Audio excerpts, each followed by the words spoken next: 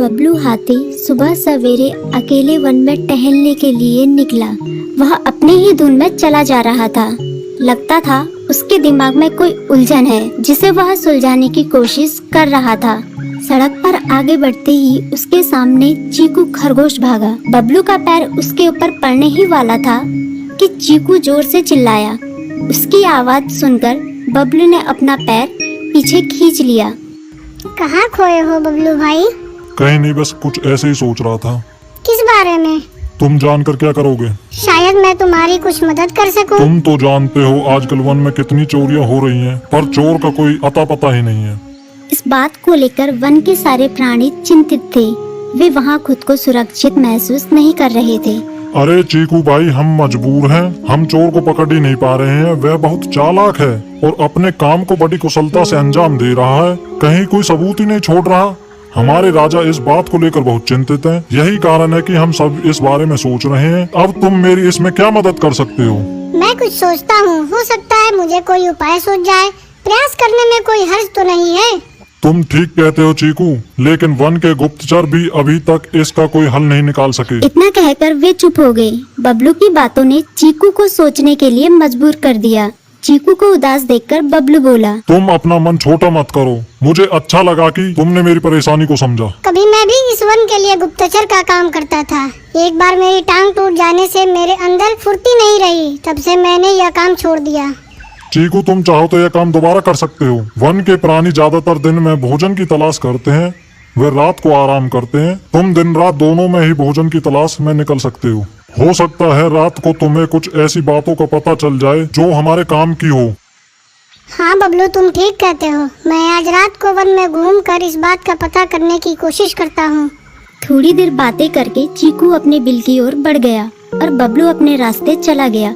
चीकू के दिमाग में अभी तक बबलू की कही बातें घूम रही थी। उसे समझ नहीं आ रहा था वह बबलू की मदद कैसे करे। दिन भर वह उसी उधेड़-बुन में लगा रहा।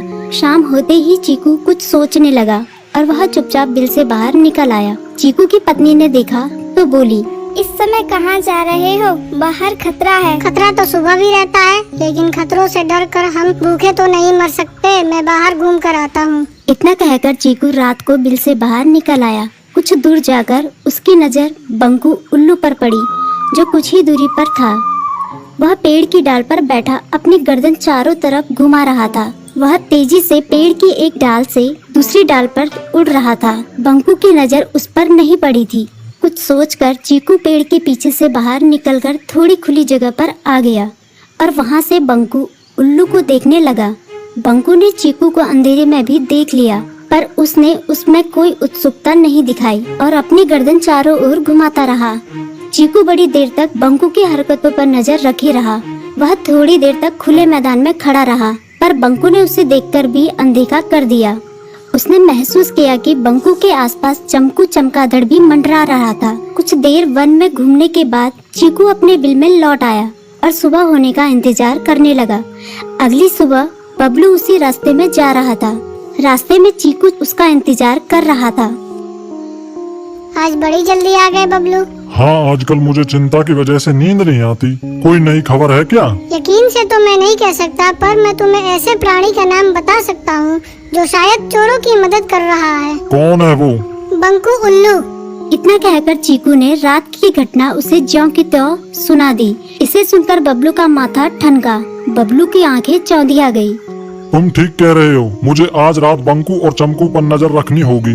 इतना कहकर वे दोनों अपने अपने रास्ते चले गए। बबलू रात को अपने साथियों के साथ बंकू पर नजर गड़ाए रहा।